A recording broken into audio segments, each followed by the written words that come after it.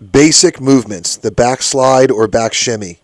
One leg up, the other leg on the floor, I shimmy left to right. This is a really important basic movement. In place, elbow escape. I go from one hip to the next, staying within the same place. You're going to use this movement many times. The basic collar choke. Your opponent's hands are on the ground. You open the collars. Take both your hands up and as high as you can, pulling down with your legs. I reach really deep, reaching my thumbs behind the ears.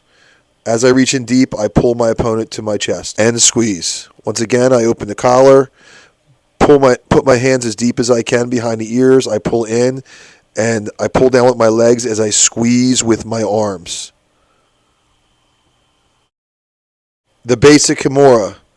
I in-place elbow escape, grabbing my opponent's arm with my outside arm. I reach over top, weave my arm through, grab my own wrist, and twist the arm behind the back. I can do this from either side. I elbow escape in place, grabbing the wrists, weaving my one arm through to grab the wrist, twisting the arm behind the back, causing pressure on the shoulder to make your opponent tap. Basic armbar. My opponent's hands are on my collars. I attack one arm. Same leg attacks the hip or the floor. I create the backslide. I swing my leg around his head, up my hips for the finish. Make sure once you attack the arm, you bring the arm underneath. Put the foot on the hip or the floor, creating angle. Make sure you swing your leg around wide so you don't get caught on his head.